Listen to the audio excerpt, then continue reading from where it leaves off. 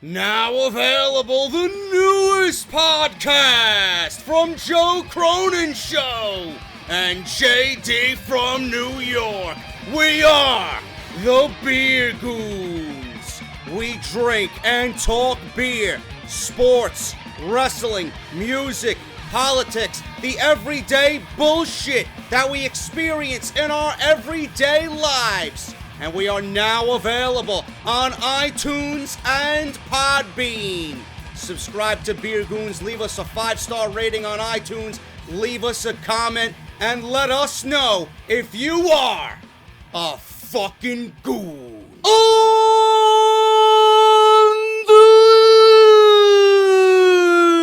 this episode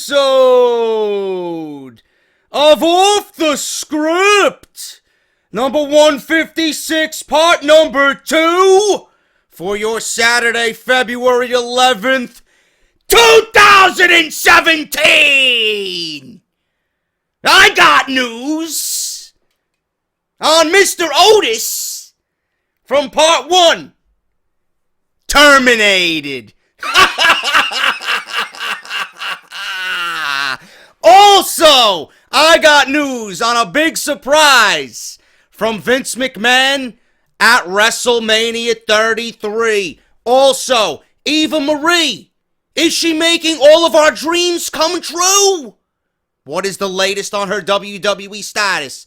I got it on Off the Script. Also, plans for the ending of Charlotte's pay-per-view winning streak. What has WWE got planned for Charlotte, the Raw Women's Champion? Also, is Samoa Joe's Muscle Buster banned on Monday Night Raw?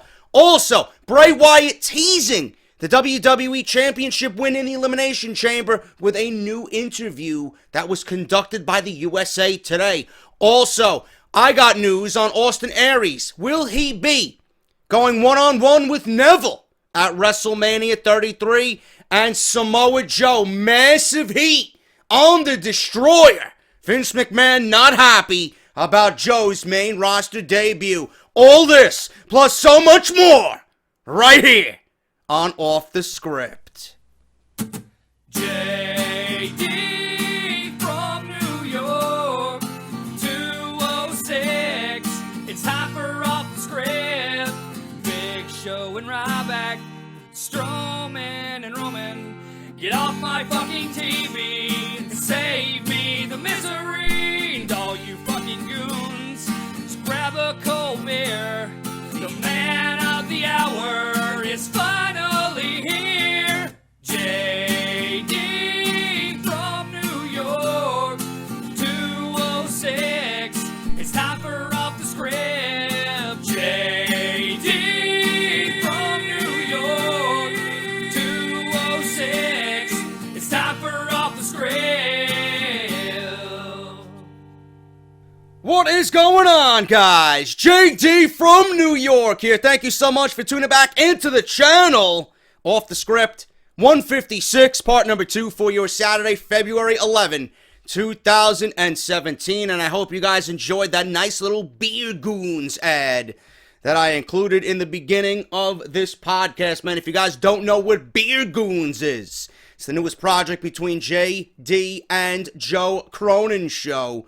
Make sure you guys, if you guys got Apple devices, you can listen on Podbean and you can listen on Apple iTunes, man. All you got to do is subscribe to Beer Goons. You're going to get automatic download right to your device when we upload a new episode, which will be once every week. And you can follow us on Twitter at Beer Goons to get updates about the new podcast, man. So if you guys are on iTunes, please subscribe, leave us a rating, leave us a comment, let us know what you think of the show and what we could do to make it better. Same thing with Podbean, man. If you guys have been listening to Off the Script on Podbean, it's the same thing. Follow Beer Goons. You're going to get an automatic notification right to your Android or Apple devices when there is a new upload of Beer Goons, man. So thank you guys so much for the overwhelming support so far of Beer Goons. Let me know what you guys think of it in the comment section. If you guys have listened to it already, or if you have not listened to it, please go and support Joe and I. Would greatly, greatly, greatly appreciate that. I had a story yesterday on Off the Script about Mr. Otis and him coming into fucking work with the flu. So I go into work on Friday. This is the continuation now. It's like a fucking mini saga that we got going on here with Otis and the flu. And this is the whole storyline behind it. Listen to this. I got fucking buried in again with my fucking car, right? I shoveled myself out on Thursday night. And it took me about an hour to shovel myself out. I'm like, okay, that wasn't too bad. I made a nice little fucking route for myself. I made a nice little fucking pathway so that I could get my car out. You guys know how Mustangs handle in the fucking snow. It is abysmal. Awful. So I made a nice little passageway for myself so that when I wake up in the morning, I don't have to shovel. And that when I get in my car, I can warm it up and just go on my merry way to Dunkin' Donuts to get my fucking coffee and then be on my way to work. I got up early, too. I got up at 7:25, took a shower, fed the cats, fucked around on the internet, got off the script ready for you guys on Friday. So I get dressed, I go outside, and I see my car is fucking bombarded with snow again. I'm like, you fucking assholes. Is there a reason for you to come down the block again and fucking push snow? Didn't you do that the first fucking time? I wish I could have been outside when these fucking assholes come shooting down the block with their fucking plows. I mean, come on, man. So I'm over there shoveling snow in my fucking dress shoes and my fucking slacks. And I'm like, this is bullshit. I wanted to call out right then and there, but I did not. I remained vigilant. I stayed the course. And all I had in my mind was, I need a fucking beverage. And I need a fucking sausage, egg, and cheese bagel from Dunkin' Donuts. That's all I had in my mind. So I eventually get out. Burning rubber as I'm getting out, but I got out. Okay. I was 15 minutes late to work. My boss was 15 minutes late to work. I show up. She's in the store already. I'm like, okay, she's the only one here. That's fine. Maybe I'll avoid Otis today. Because I knew he was working. So I knock on the glass. Let me in. I clock in. I take my coat off. Who do I see standing in the back room, pulling shit out of the safe? Oh, it's Mr. Otis. I look at him. I give him a nasty fucking look. My manager comes back there. I say right in front of him, I am not working with this guy. So again, I ask him, are you contagious? Smirks at me, smiles at me again. Yeah, of course I'm contagious. I'm like, I'm going home. Goodbye. I'm going home. So then she's trying to calm me down. Listen. As he's getting shit out of the safe, she pulls me to the front of the store. And she's like, I don't want to have to write you up. I don't want to have to write you up. If you leave the shift again, if you leave your shift again, you're going to get written up. I don't want to do that to you. Don't let him get to you. Don't let him cause you a write-up. I'm like, what the fuck is going on here? He's got the flu. He's contagious. I am not working in this type of environment. I'm here till 6 o'clock. That means I got a full 8 hours of fucking illness coming my way. She's like, he doesn't have the flu. So I take a step back, and I'm like, excuse me? He doesn't have the flu. The fuck are you talking about? Apparently, my manager and the assistant manager, Peter, who I walked out on Wednesday, they caught Otis in a lie. Now, Otis went on maternity leave. Or his wife was having a baby, so he took paternity leave, whatever the fuck it's called. Because he wanted to be there with his wife because his wife had twins. Congratulations. Nice little golf clap. All right? So, he was out, and then he took about 2 months off, and now he came back, right? Nobody wanted Otis back in the store. And now they're looking for a way to get rid of him. So, this weekend, we have massive sales going on. We got like the biggest sale of the fucking year. The store's goals are fucking astronomical. You got fucking Valentine's Day coming up. So, his goals are going to be fucking unreal. And he knows that. And they only brought him back because, number one, the store needed coverage. And the only reason that they brought him back and they made some type of deal with him is if his sales and his monthly credit applications, because my fucking company is big on getting people to open up new credit, right? If those two things are in line, then he could stay. So he knew that he was being monitored, and if he didn't make his days sales-wise, if he didn't make his days credit-wise, if he didn't make his fucking week sales-wise, this is going to be him treading a very, very thin line.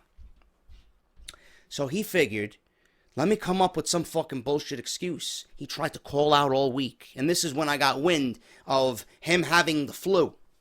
So then he comes in because he's got no more fucking sick days to use. They didn't give him any more sick days. He used all of his sick days already.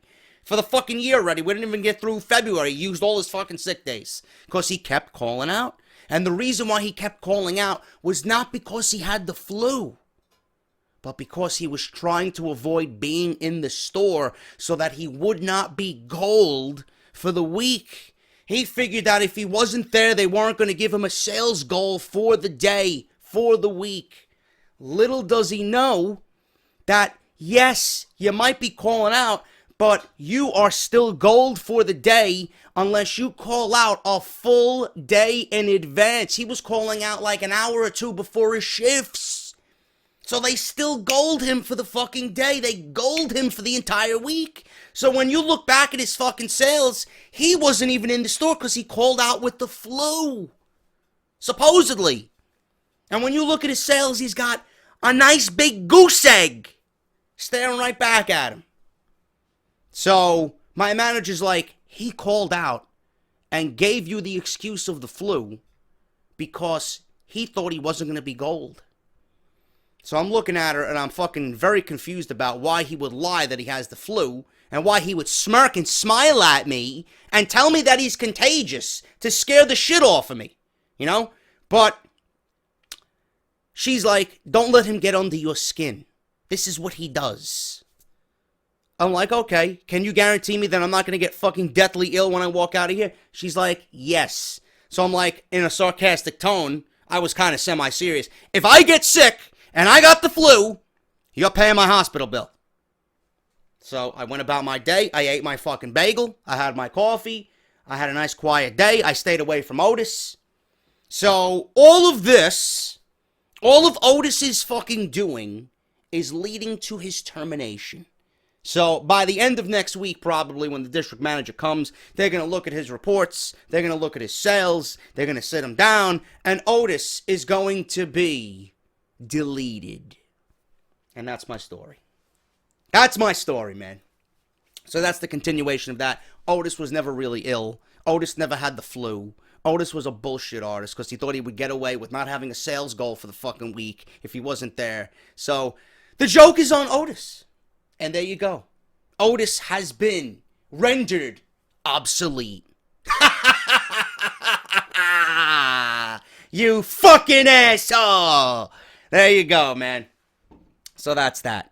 So thank you guys for sticking up for me and bearing with me through my fucking personal shitty job stories. I know you guys love those, so that's that. If I hear any more about Otis, I will let you guys know. And if I hear any other stories or have any other stories at work, clearly, I will be ranting about it here on Off the Script because it's always a good laugh for everybody. And I love being animated telling these stories because this is how people really walk into the fucking store.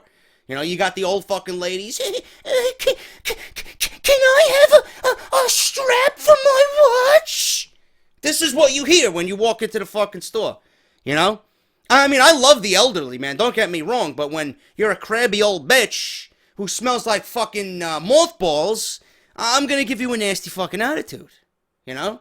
Or you got the fucking entitled fucking assholes who come into the store, right? Yeah, I have a repair that was supposed to be back 2 weeks ago, and it's February 5th. So I'm on the phone. Sir, what does your pickup slip say? It says it's supposed to be due back February 6th. What's today's date, sir? February 5th. Is it the 6th? No, but where's my jewelry? The date that we put on your slip is the date that it gets back. Talk to you tomorrow. As if they're gonna try and get one over on me. Are you fucking kidding me? Seriously. And then they want free shit. I think I should be compensated. Yeah, I'll compensate you with a fucking fuck you right to your face. How about that? Huh? Compensated. Why don't you tell your wife to go compensate you? Oh, that's right, you're a fat fucking slob. She don't want to look at your fucking 18 rolls. She gotta fucking move shit around to even fucking get to her destination. You fucking degenerate slob. Right? Compensation. I compensated your fucking sister last night. Beautifully. Asshole. Anyway, enough of this bullshit. Audible is giving everybody listening to Off the Script this weekend 30 days free to try the service. You guys know the deal. Audible has been fucking absolutely glorious. More glorious than Bobby Roode, I think. To everybody listening to Off the Script and supporting the podcast and the channel. audibletrial.com/offthescript. 30 days free trial of the service, and you're going to get one free audiobook, bro. One free audiobook of your choice. 180,000 different fucking books to choose from. The Death of WCW. Daniel Bryan. A lot of you guys cashed in on Daniel Bryan. Love it. You got Bob Holly. You got Jericho. You got Shawn Michaels. You got Bret Hart, I believe, has a book. You got Mick Foley. All these guys, man.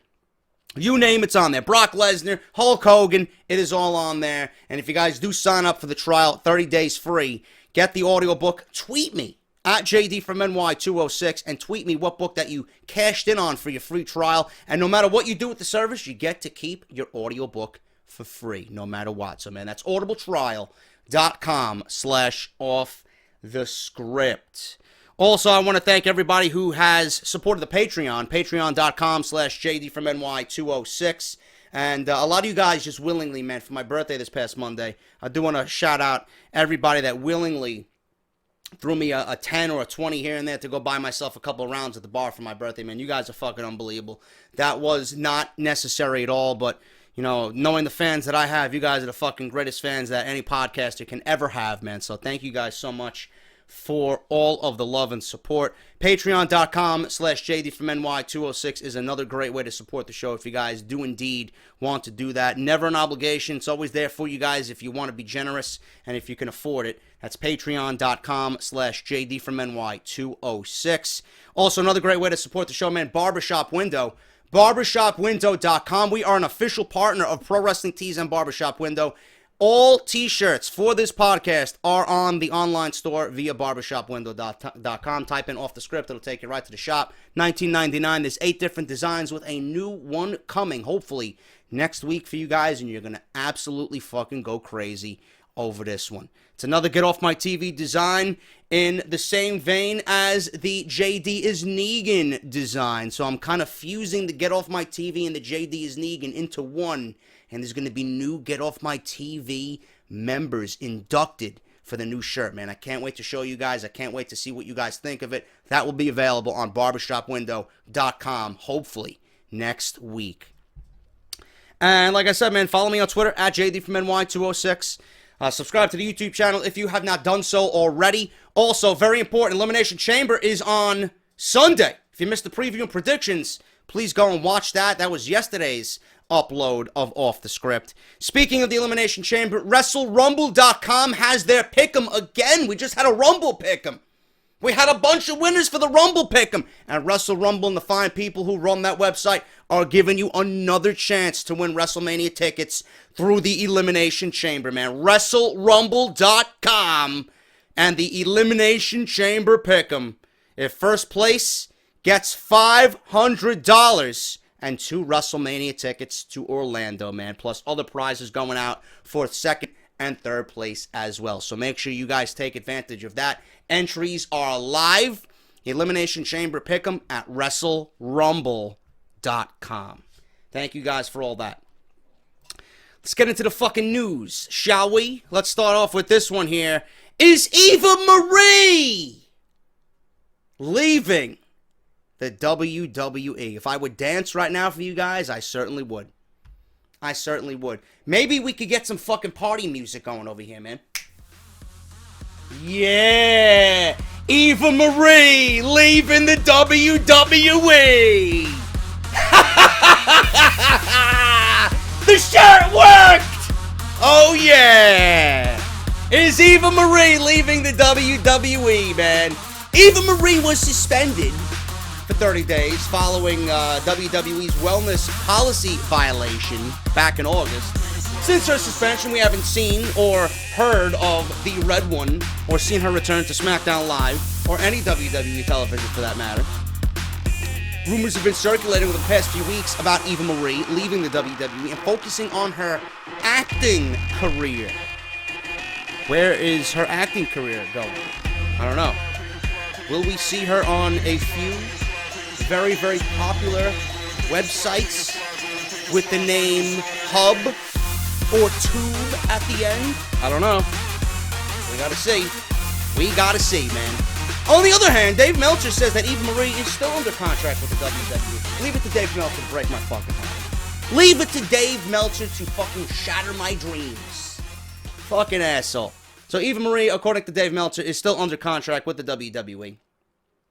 A note here, many have also spread the word that she has removed WWE Superstar from her bio on Twitter. She still has it in her Instagram bio and is still listed as a superstar on WWE.com for what that is worth. I don't know what that's about, but so be it.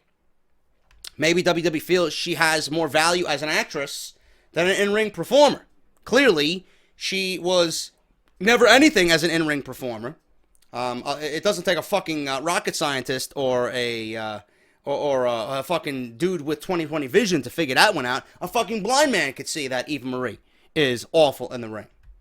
How she was even given a fucking role on television, how she was even given a match, is just mind-boggling to me. She was, and probably is one of the worst in-ring performers in the history of this company.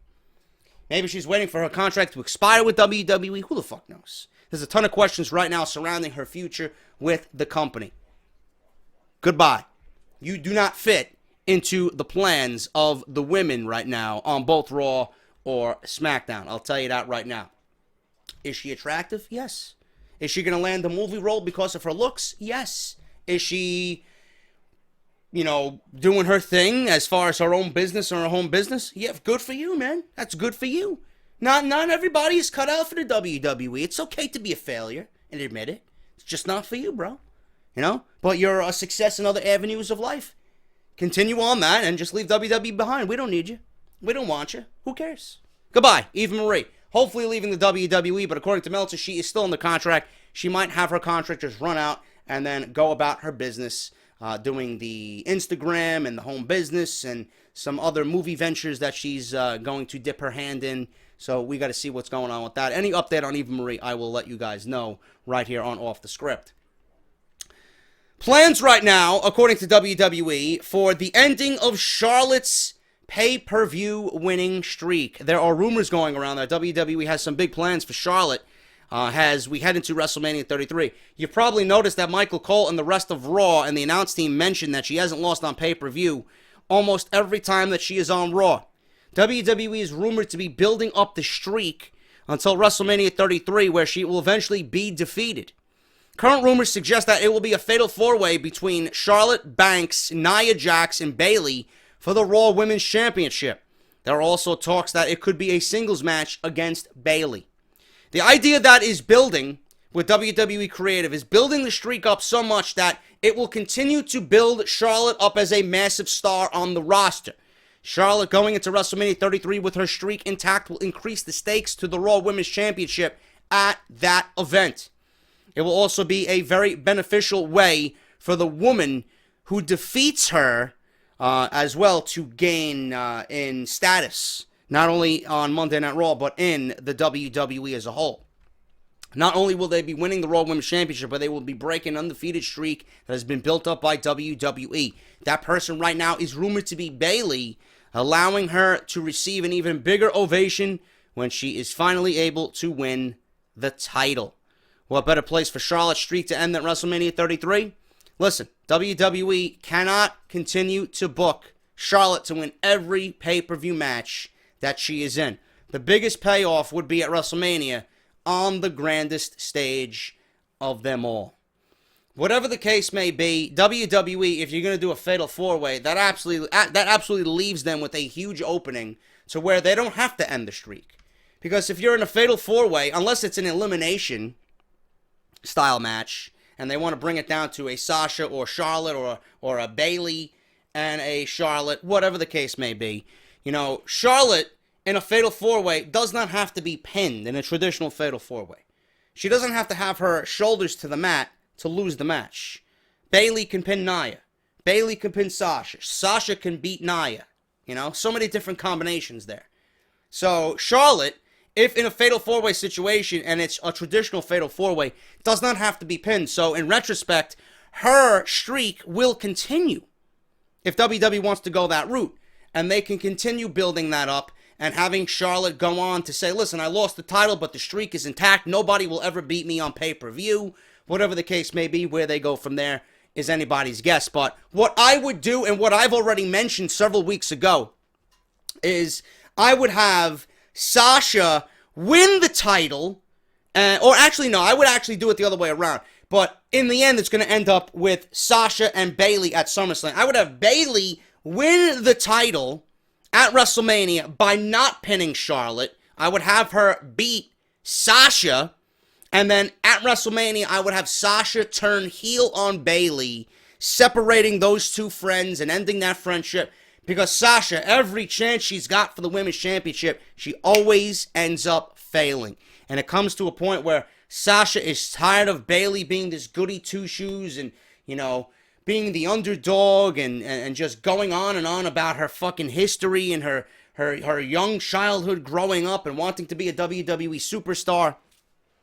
Sasha eventually is going to get sick of that and snap. Heel Sasha is the best Sasha. And her NXT body of work proved that. So if we see anything like that on the main roster, it's going to automatically make Sasha better than she's been than what we've seen of her on Monday Night Raw. And you can build a heel Sasha versus a face Bayley going into SummerSlam, and you could relive that match from NXT TakeOver Brooklyn #1, and you could have that culmination of that feud on the main roster at SummerSlam. That's what I would do. Or you could give Sasha the win, and you can have that match build towards SummerSlam just the reverse way, with Sasha the champion and turning heel, and Bayley still chasing the title.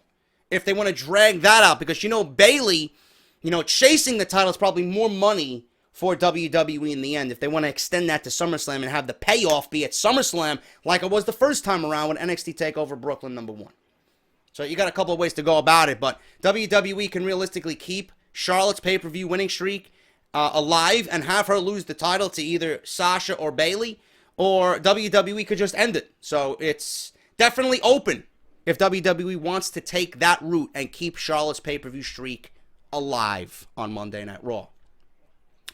Is the Muscle Buster banned on Monday Night Raw? Samoa Joe made his main roster debut when he attacked Seth Rollins on the January 30th edition of Monday Night Raw. He wrestled his first match with WWE and the main roster the week after, picking up a win over Roman Reigns.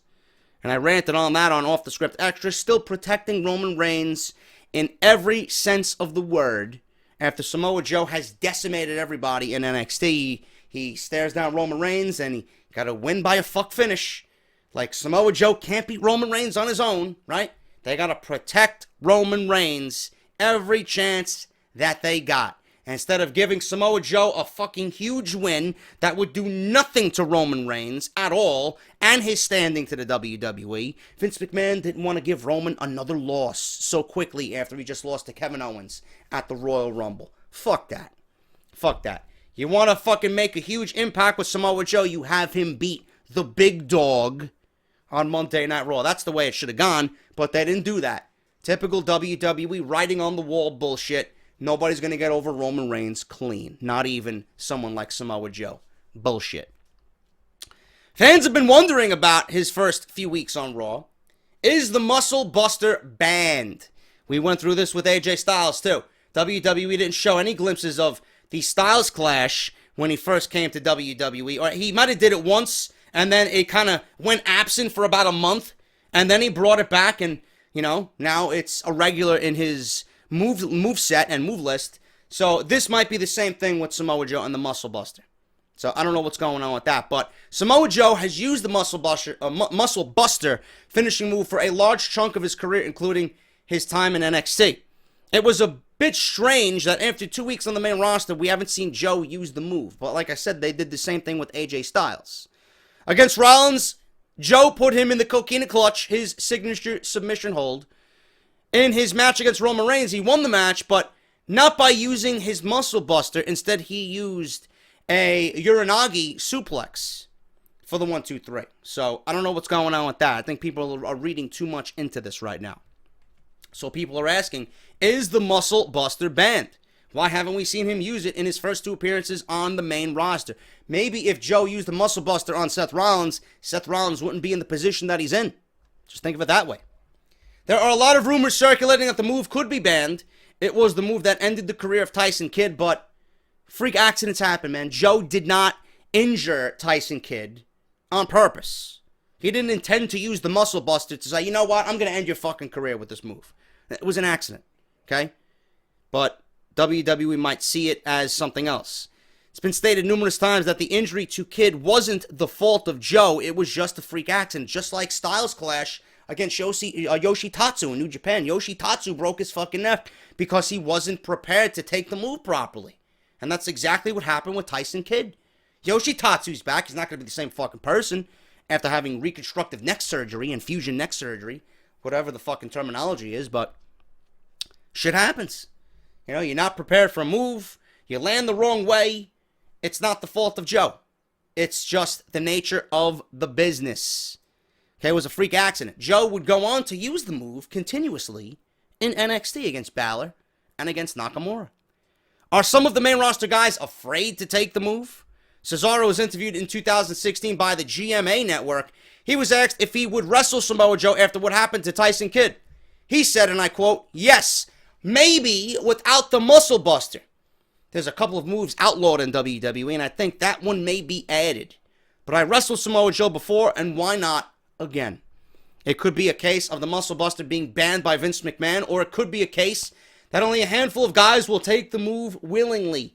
We'll have to wait and see over the next few months as Joe wrestles more matches with the company. I think it's going to end up being the same situation like AJ Styles, where he does it once, and then it kind of goes away, and then he brings it back as a regular finisher. Or maybe they could save it for special occasions, special matches, a big match, a big main event spot. And the way Joe was doing the Muscle Buster anyway, it was never the normal way he was doing it in TNA. In TNA, it was fucking brutal as shit, man. Dropping people on their necks. It was more like a package suplex, and he would drop them directly on their lower back in NXT. It wasn't as devastating. I remember Joe doing the Muscle Buster in TNA in his glory days in TNA. Absolutely fucking brutal fucking shit. That's not the same Muscle Buster that he's been doing in WWE. It's a little bit more safer. But I don't know. I haven't seen the one that got Tyson Kidd injured forever. I don't know what's going on with that. It might have been the old school way, just like how Chris Jericho does the Walls of Jericho, right? It's a Boston Crab. The old Walls of Jericho that you and I know as old OG fans is the one where he's got him fucking, you know, high up, and the fucking point of his knee is right into the guy's fucking neck, you know? That's the fucking Lion Tamer, the Walls of Jericho. He was doing it, but he doesn't do it that way. Not anymore. You rarely see it. So it might be a case of he'll break it out once in a blue moon. Or it might be one of those situations like AJ Styles where, you know, they were worried about people taking the Styles Clash. But with someone like AJ Styles, who is a completely safe worker, you just got to teach the people how to take it the right way. As long as you're following the steps and following the protocol to take that move, there's nothing wrong with it. Absolutely nothing wrong with it. You got Cena, Reigns, Zayn, all these different types of guys taking that type of move. Same thing could be said about the Muscle Buster. So hopefully it comes back. I love when Joe does it. It's a dominating move. It just, you know, really sends that message that Joe is a fucking beast. He's so impactful with that. So hopefully they bring it back and it is not banned by WWE. Continuing on, guys, Bray Wyatt. Bray Wyatt's name has been coming up a lot lately, especially with the Elimination Chamber coming up. He is rumored, heavily rumored, to win the WWE Championship from John Cena inside the Elimination Chamber, and might possibly go on to fight his family member, Randy Orton, for the WWE Championship at WrestleMania 33 in the main event. Thing is, will WWE have faith or put faith in Bray Wyatt and Randy Orton to close the show? Are people going to buy that and invest in that as a main event for WrestleMania? I don't know. I honestly don't know. Do I think Bray Wyatt deserves it? Abso-fucking-lutely. He's been one of my favorites. Even though he hasn't been showcased the way I think he should be, he's still been one of my favorites. One of the best promos in the WWE, one of the best looks in the WWE, and he's a damn good fucking wrestler.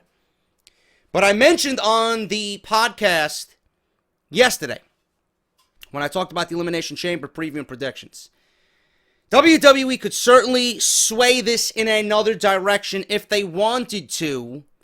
If they wanted to give AJ Styles a main event slot like everybody believes he should have, maybe they put AJ Styles in the main event because it's the safer option for WrestleMania 33. Because AJ is so beloved by everybody, and he could deliver a phenomenal main event with Randy Orton. That's what I am going with. I predicted probably, the least likely of the possible scenarios, because I don't see why they would take the title off of him only to give it back to him in the Elimination Chamber. I mean, it is WWE logic. Maybe they wanted to get Cena his win because he's going to be out most of the year. I don't know. We don't know what's going on, and we never will know what's going on. But I'm going with AJ Styles because it's the one option that nobody is really talking about. And you know that WWE loves to do what everybody doesn't anticipate. So I'm going with AJ Styles. And I think AJ Styles is going to fight Randy Orton at WrestleMania. That's just me.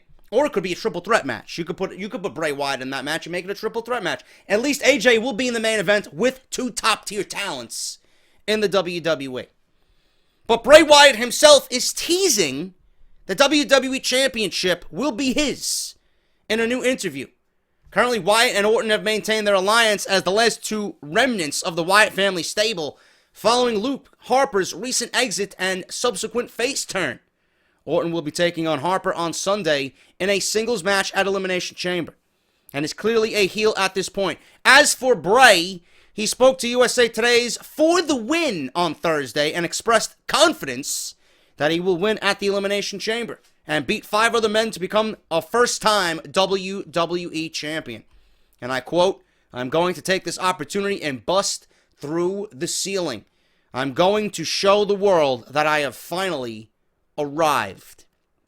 Although Bray Wyatt oftentimes speaks partly or fully in character when being interviewed outside the ring, there seemed to be a hint of legitimate frustration last year when he said on the Sam Roberts Wrestling Podcast that WWE doesn't know how to use the Wyatt family. According to Wrestling Inc.'s transcript of the Sam Roberts interview, Wyatt said that his faction was so different from other characters in the WWE at the time his family debuted in 2013 that WWE didn't know how to take advantage of their odd promos and unusual athleticism for big men. That made some of his other comments on USA Today's For the Win with Josh Barnett rather interesting, and probably a sign that Bray Wyatt may become a WWE champion at the Elimination Chamber. Barnett asked Wyatt if he still feels the same way about WWE as he did last year, and it seems that Bray has changed his tune since then, saying that dealing with his past issues helped him become a better person.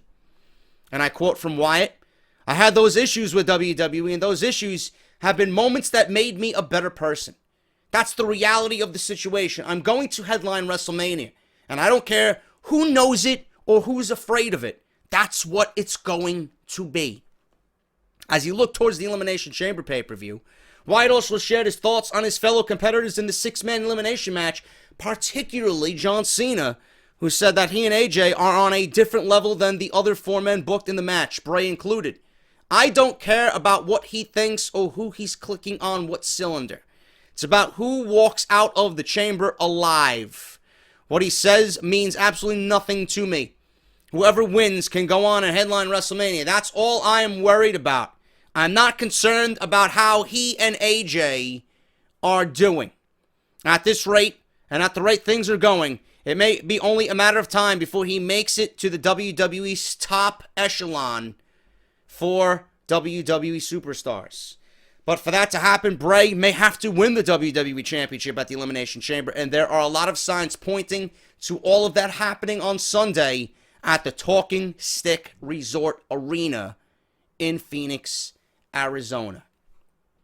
Fun interview there by Bray Wyatt. Like I said already, those are the only two options that we have. It's either Styles or Bray Wyatt. I don't see Cena winning it. I don't see The Miz winning it. I don't see Corbin winning it. I don't see Ambrose winning it for obvious reasons with Corbin and Ambrose. Ambrose being the Intercontinental Champion, Corbin just merely not being ready, and he's not going to fit into any WWE Championship plans for WrestleMania.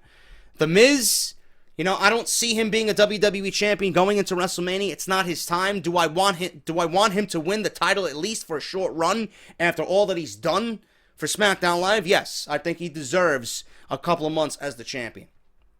But it's got to be a slow period where nothing big is happening. Maybe towards the end of the year. Baron Corbin's going to win Money in the Bank. I mentioned this on yesterday's show. He's going to win Money in the Bank. Baron Corbin's going to be a WWE champion late 2017 into 2018. It's going to happen. And I predicted that fucking well before the turn of the new year. Baron Corbin is a money guy, and he's going to be a huge asset to the WWE. It's either going to be Styles or Bray Wyatt. Bray Wyatt to continue the feud with Randy Orton. But does Vince McMahon have the faith in that? Are people going to be invested in that as a top program? The top program. The number one main event for WrestleMania? I don't know.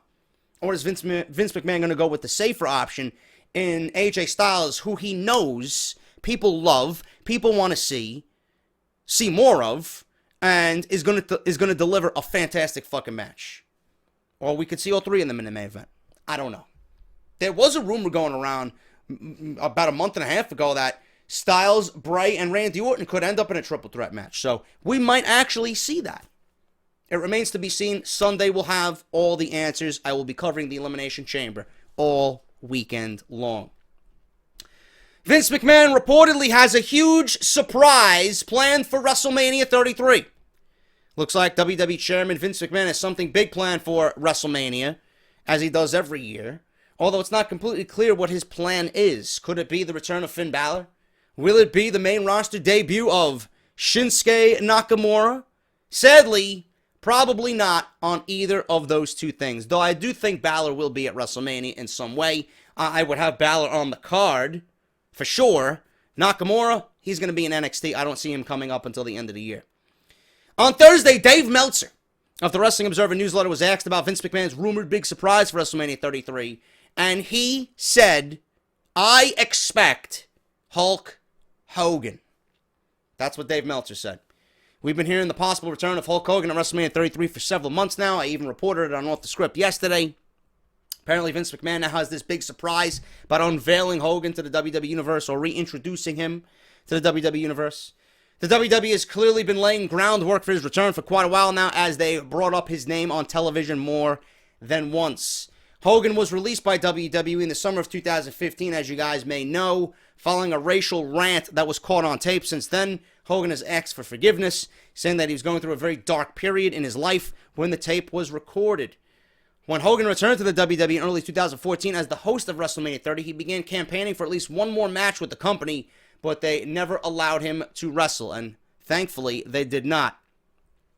Before he was released, Hogan said that he told Vince McMahon he was going to return to the ring at WrestleMania 32, and that Vince McMahon responded by saying, I'm looking forward to it. Of course, we'll never know if the plan was for Hogan to return to action in the WWE at last year's show, because he was released 9 months before that show actually happened. In recent years, Vince McMahon hasn't been a big fan of letting guys who are past a certain age, I should say. Vince McMahon is not a big fan of letting guys past a certain age wrestle. Why? The answer is clear. To some, Jerry Lawler, you got Hulk Hogan, Sting, etc., etc. All right? Jerry Lawler is the main answer, though. 62 years old, Lawler suffered a heart attack after a tag team match on Monday Night Raw in September of 2012. He nearly died live on Monday Night Raw. He was reported dead for 20 minutes. As we know, Hogan doesn't have any outstanding cardiovascular issues, but neither did Lawler at the time of his heart attack. So it's easy to see why Vince McMahon has his worries about letting guys north of 60 wrestle. Hogan does, however, have a long history of back issues, and he's had more than 10 operations on his back. His issues stem from him using his popular finishing move, the big leg, that nobody ever kicked out of. If you guys remember growing up watching WWE, the fucking big leg, the big boot and then the big leg, man, nobody kicked out of that shit. Nobody kicked out of the fucking big leg. And when that move was delivered, it was over. So, that was the reason for Hogan's back issues. Essentially, Hogan jumping up in the air and landing on his ass did a number on his spine.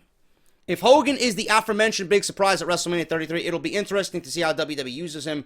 If he is going to wrestle on the show, which I don't think he is, and in absolutely no way should he wrestle, enough fucking part-timers on this show. We already have enough to fill we got enough to fill 2 of the biggest matches on the show.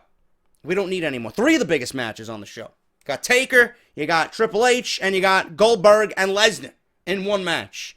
Enough. We don't need any more.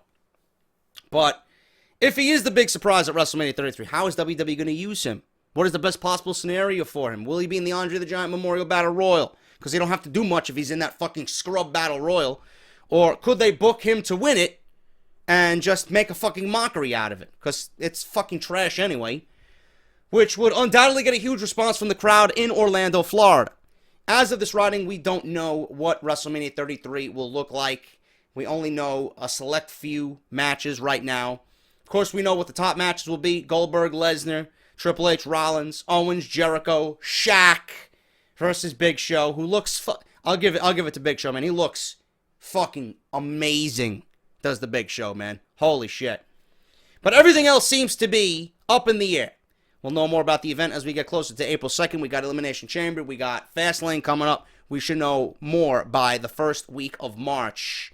And we will know soon enough if Hogan will return at this year's WrestleMania. I threw it out there. I think Hogan might replace, or could very well replace, Mick Foley as the GM of Monday Night Raw. It's not out of the question at all.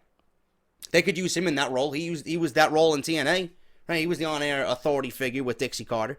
WWE could do the same thing here. It could be Angle. They could bring Angle back for that if they want to get him on TV.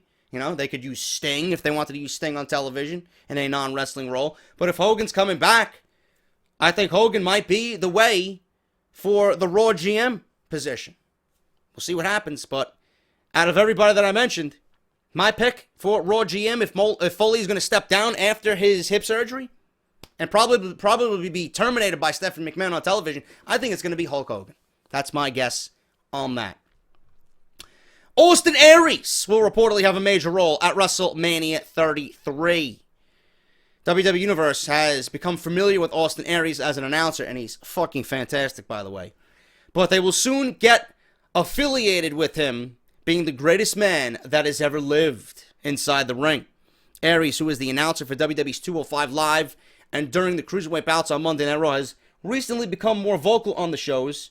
Aries' on-screen interactions on Raw include prodding Tony Nese. Tony Nese with questions. I was going to say Anthony Nese. It says Anthony Nese, but it's the same thing. Tony Nese with questions. And this past Monday, as an in-ring interview segment with current Cruiserweight champion, Neville. Oh, and Aries has been the only person on Raw to have a banana placed in his pocket of his sport coat. Just randomly sitting there. You know, and on 205 Live this past week, he had the banana just in plain sight, laying on the desk. So I don't know what's going on with Banana Man, but like I said, he might need his daily intake of potassium. I don't know. Aries joined NXT early last year and hasn't competed since last October. The former TNA World Heavyweight Champion suffered an orbital fracture in his left eye during a match with Shinsuke Nakamura, which they both had one of the best matches of the year for NXT in 2016. The Wrestling Observer newsletter is reporting that Aries has been medically cleared to return to in-ring competition. Good, because he's one of my favorites. Additionally, there are unconfirmed rumors that Aries will face Neville for the Cruiserweight Championship at WrestleMania 33. The match would be the first WrestleMania appearance for both Neville and Aries. Neville injured his ankle weeks before WrestleMania 32 and was called up to the main roster the night after WrestleMania 31. Aries has hinted after going or hinted at going after the Cruiserweight Championship in the past. When Aries joined 205 Live on commentary, WWE.com teased him joining the division. However, calling the high-flying action of the Cruiserweight division wasn't the only reason Aries was at ringside. He also revealed that he was scouting the competition and let his intentions to claim the WWE Cruiserweight Championship be known. The seeds for Neville versus Aries may have been planted on Raw during the two men's interview segment. Aries announced that the winner of a fatal five-way match featuring Cedric Alexander, Noam Dar, Jack Gallagher, Tony Nese, and TJ Perkins would face Neville at Fastlane, at which point all five cruiserweights crashed the segment and ended it with a brawl. Tony Nese was reportedly injured. I believe they put Mustafa Ali in that match. He defeated Arya Davari to open the show and then was placed in that fatal five-way to go against all the other four men. So that ended in a big brawl on Monday Night Raw. Following next Monday's number one contender match and title defense of Fastlane, the direction for the King of the Cruiserweights heading into WrestleMania 33 will be clearer. Aries left TNA in June 2015 and spent time with numerous independent promotions, in addition to a brief return to Ring of Honor before making his NXT debut last March. Since joining the company, Aries has feuded with the likes of Baron Corbin, Nakamura, and No Way Jose. Before NXT, Aries' closest affiliation to WWE was when he did the voiceover for Jacob Cass on WWE 12, which he was still under contract to TNA.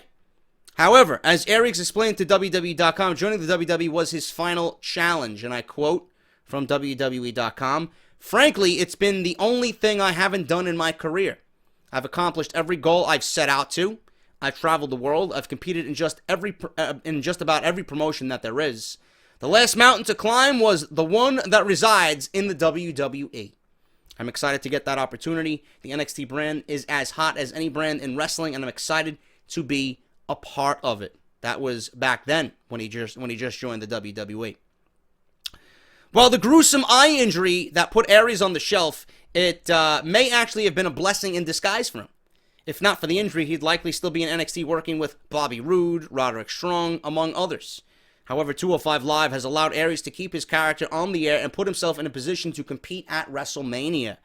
"From the moment I became a free agent, the WWE opportunity was the one I wanted," Aries said. "Obviously, there were strong plays made by other companies, but in the end, when WWE offered me an opportunity, I was not going to turn it down." To be honest with you, the match intrigues me. I am not crazy about the match, and I know I'm gonna sound like a fucking hypocritical fucking asshole right here. I honestly would love to see, if Neville is going on that he's the king of the cruiserweights, I can't see how Austin Aries, no matter how great he is, because he's fucking fantastic, Aries is a heel, okay? People might gravitate to Aries, and they might give him a warm reception, a babyface reception, but they don't know who he is on the main roster yet. And you have now, I don't know when they're going to put him in a wrestling role on television. The WWE Universe, main roster anyway, doesn't know who Austin Aries is. He's just another fucking face. They've never seen him wrestle. Half of these fucking people probably don't watch NXT. They didn't watch his NXT debut. They didn't watch his matches with Corbin or Nakamura or No Way Jose or watch anything that he did in NXT. So they don't know who Austin Aries is. You got 6 weeks now to get Austin Aries ready for WrestleMania. Are you going to do it?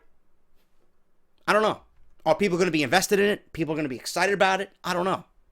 Now, I'm going to sound, like I said, like a hypocritical fucking bastard right now. But, I mean, I would love if WWE brings in a Rey Mysterio. I even pitched this idea about Rey Mysterio going one-on-one with Neville. You know? WWE has Neville doing the best fucking shit of his WWE run. No question. You got Rich Swann. You got TJ Perkins. You got Brian Kendrick. You got Tony Nese. You got Jack Gallagher. You give the cruiserweights time to shine on 205 Live, those characters will come through the fucking, they will come through and they will break through and they will shine.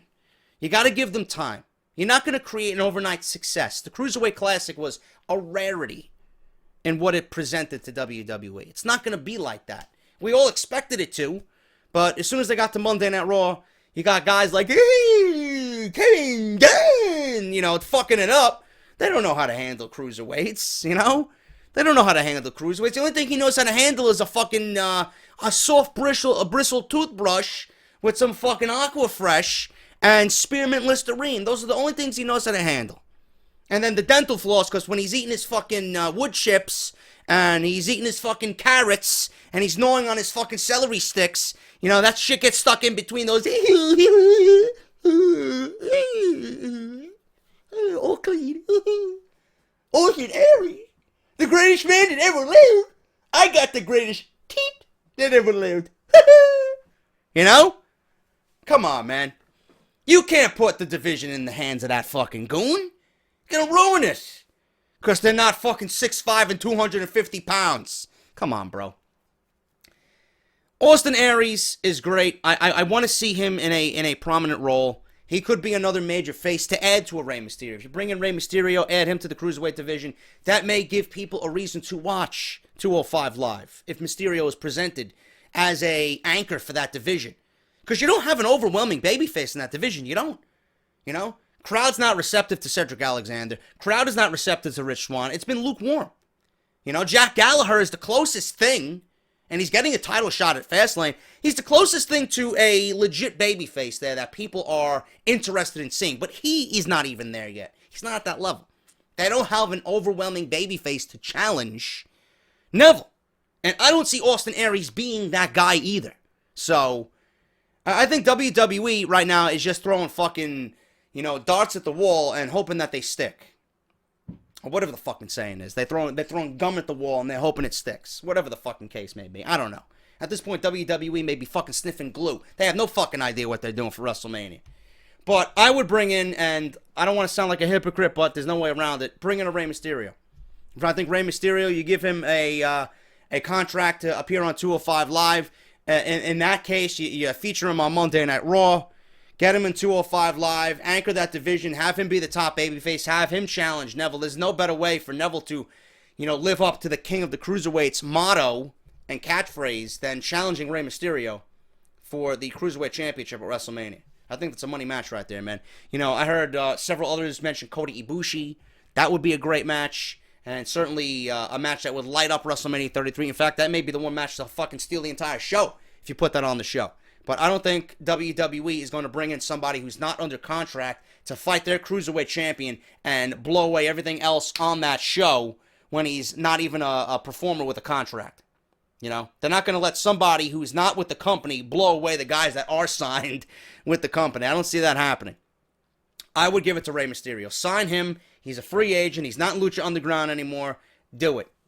So I don't know what the situation is with that. I don't know if Rey Mysterio has to wait out until Season 3 is done, and then he can sign with a company? I don't know. Because I'm hearing Ricochet has a similar contract to that where he's got to wait until Season 3 is done, and then he can sign wherever he wants. Because realistically, he's a free agent as well.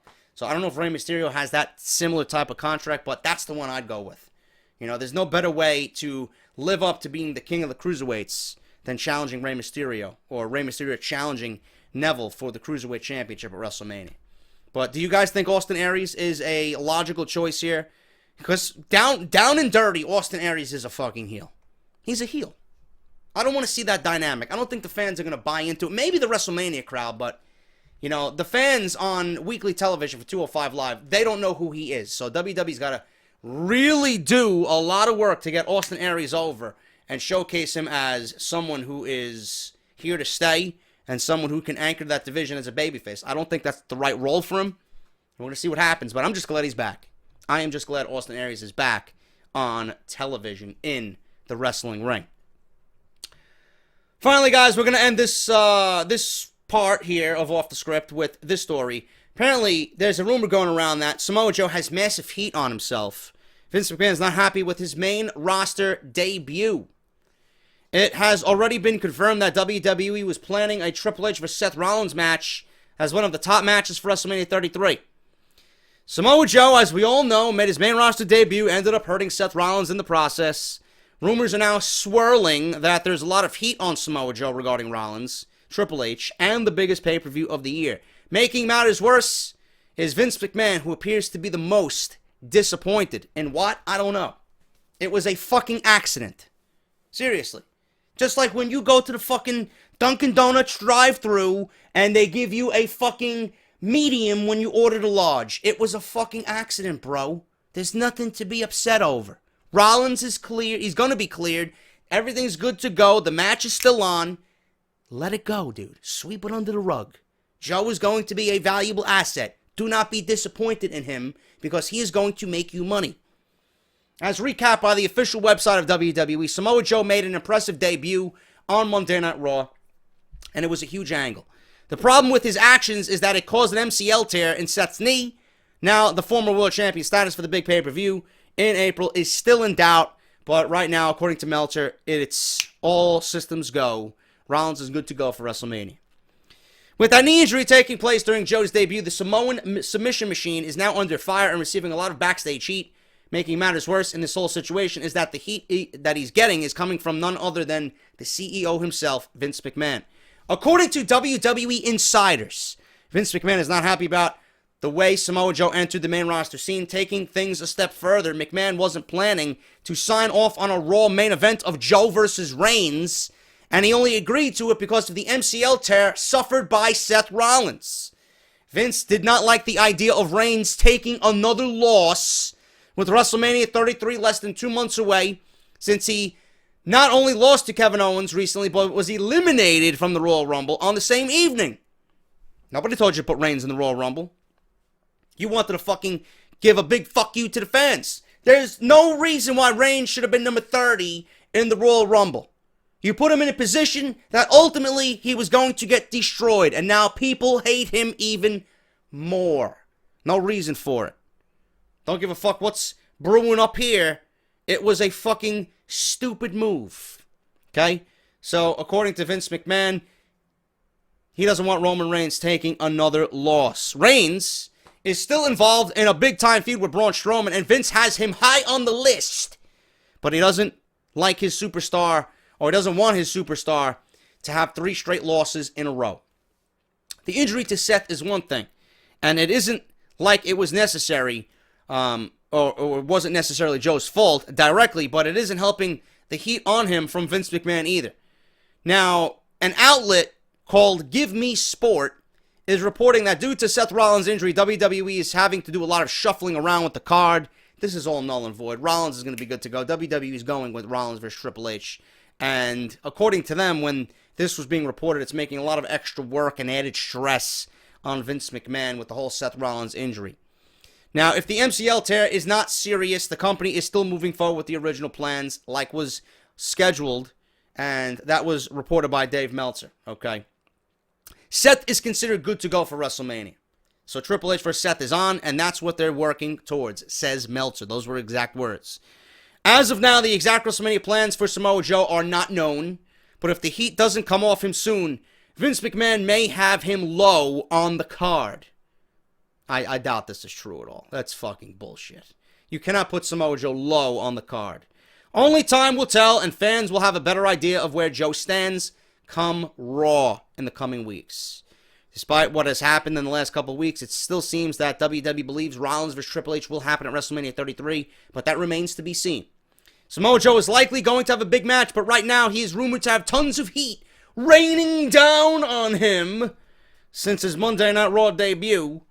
Samoa Joe should have been raining muscle busters on fucking Roman Reigns. Triple H will likely vouch for him, and the injury to Rollins isn't really his fault, but being on Vince McMahon's bad side is never a good thing for anyone. So, that is the latest on Samoa Joe. I think it's complete bullshit.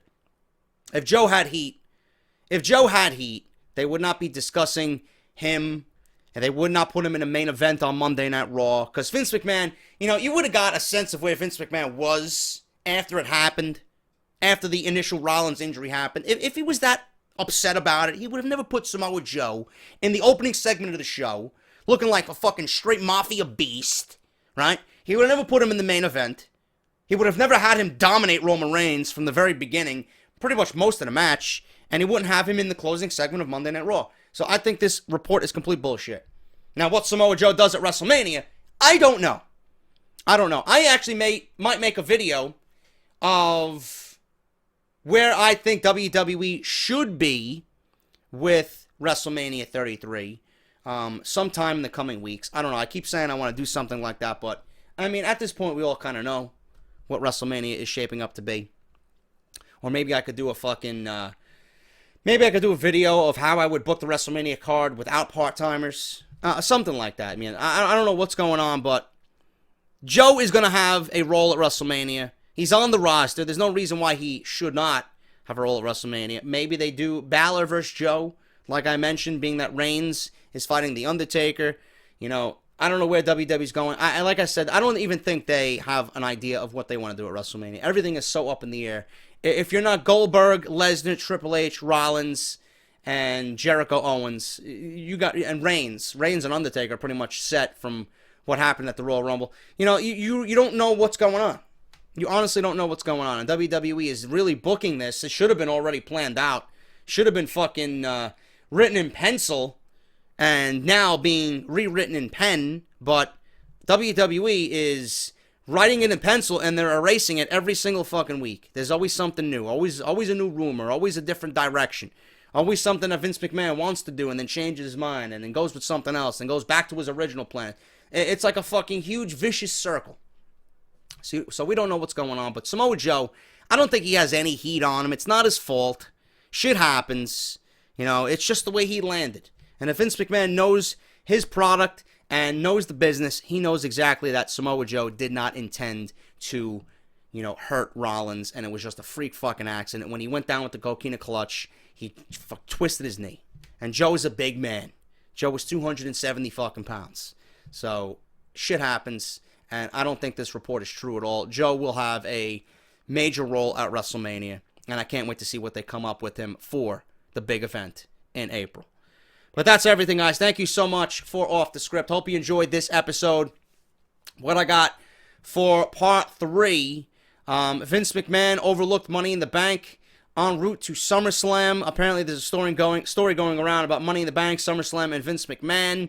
WWE Raw, former Raw GM Mike Adamle diagnosed with dementia, man. That's a sad fucking story. I got the full story on that tomorrow on Off the Script. Goldberg to beat Kevin Owens for the Universal title in a squash match at Fastlane. What I would do to make Kevin Owens look legit. But then again, probably not, because what he did to Goldberg and Lesnar at Survivor Series, or what happened between Goldberg and Lesnar at Survivor Series, probably not going to make sense if Kevin Owens gets one up on Lesnar and does something that Lesnar could not do. It's not going to make any sense logically, but we'll talk about that tomorrow on Off the Script. And reason why Samoa Joe wore a suit on Monday Night Raw revealed. Also, huge backstage update on Sasha Banks turning heel, and the latest update on Monday Night Raw and the women's division for WrestleMania 33. All this plus so much more on Off the Script tomorrow, Sunday, Elimination Chamber Day. If you enjoyed the video, hit that thumbs up. Beer Goons on iTunes and Podbean. Patreon.com/JD from NY206. Take advantage of that Audible trial. 30 days free. audibletrial.com/JD from NY206. Follow me on Twitter at JD from NY206. Subscribe to the YouTube channel if you have not done so already. And please enter WrestleRumble.com and their Elimination Chamber Pick'em at WrestleRumble.com. I'm JD. Hit that thumbs up. I'll see you right back here on Sunday morning for more Off the Script. Until then, take care. Have a great Saturday. And I'll see you tomorrow at 11 a.m. Talk to you later. Yo, JD from NY206. You fucking mark. Real wrestling fans don't turn their back on someone that they once loved and then suck their cock as a heel. You used to love Roman Reigns, but once he was offered a title shot, you guys turned your backs on him. Now you want to come crawling back like a $10 whore whose boyfriend keeps abusing them and like Roman again? Fuck off, JD. Fuck off. I mean, look at you. You put Braun Strowman on a t-shirt and then sucked his cock after the draft. Like, who fucking does that, JD? I laugh at all your subs. They follow you around like a bunch of lambs to a slaughterhouse. You sicken me, JD. And I'm gonna sit here behind my computer being an internet faggot, and I'm gonna troll you and mock you and call you out for the fraud that you are.